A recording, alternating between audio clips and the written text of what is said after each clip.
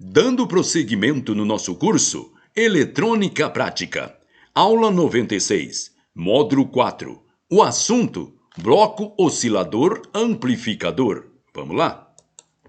Observe com atenção os símbolos ao lado. Preste atenção nesse símbolo. Observe que no símbolo A, temos o símbolo genérico adotado na eletrônica para representar um bloco amplificador. Preste atenção, aluno. Bloco amplificador. Agora, no símbolo B, observe. Podemos assim observar e então fazer uma comparação com aquilo que já aprendemos sobre a amplificação com transistores, isto é, se tivermos um bloco formado por um único transistor na configuração emissor comum na amplificação. Nesse caso, se dará uma inversão de fase.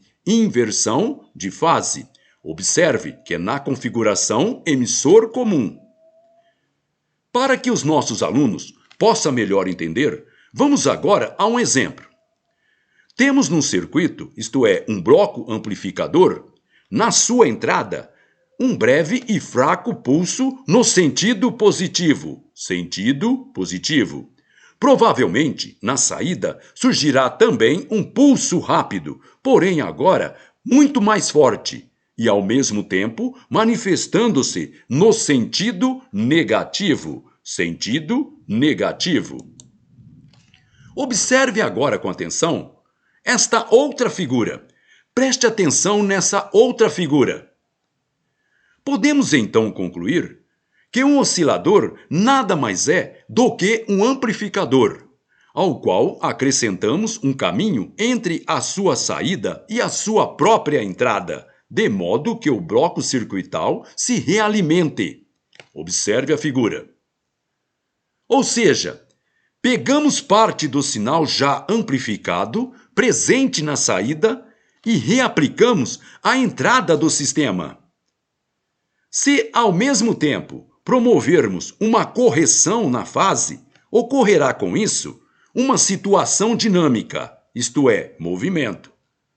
Isso é uma espécie de círculo vicioso, com o sinal girando da entrada para a saída, indefinidamente, enquanto o bloco estiver devidamente alimentado de energia. Preste atenção, aluno. Se ao mesmo tempo promovermos uma correção de fase,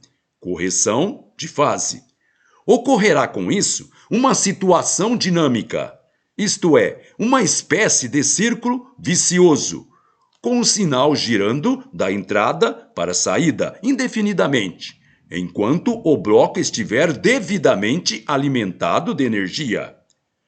Note, contudo, que a tal correção de fase torna-se necessário quando o bloco amplificador é baseado em apenas um transistor, isto é, em configuração de emissor comum. Agora, se o amplificador apresentar dois blocos, o segundo provavelmente irá desinverter o primeiro, e a correção de fase não é mais necessária, devendo apenas ser providenciado o perfeito acoplamento entre a saída e a entrada. Vamos agora observar com atenção esta outra figura ao lado. Preste atenção nessa outra figura.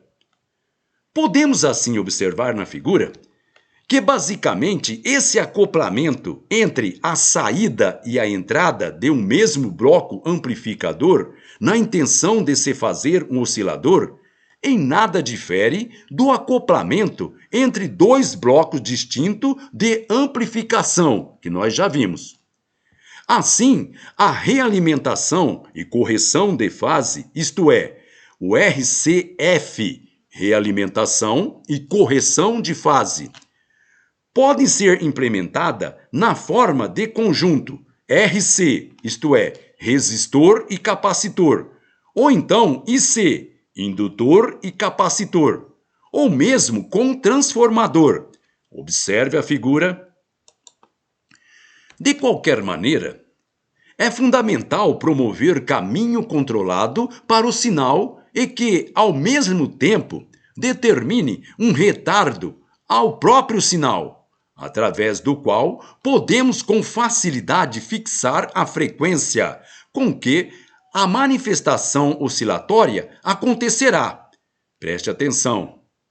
De qualquer maneira, é fundamental promover um caminho controlado para o sinal e que, ao mesmo tempo, determine um retardo ao próprio sinal, através do qual podemos com facilidade fixar a frequência com que a manifestação oscilatória irá acontecer. Devido às naturais perdas que o sinal sofre na própria RCF, apenas conseguimos fazer um bloco amplificador oscilar se o ganho, isto é, o HFE, que é o fator de amplificação, de tal bloco ele for, obviamente, maior do que 1. Maior do que 1. Essa é a única maneira prática de podermos pegar uma parte do sinal de saída para assim aplicá-lo à entrada e ainda assim sobrar energia útil na saída do próprio sistema para aplicação externa.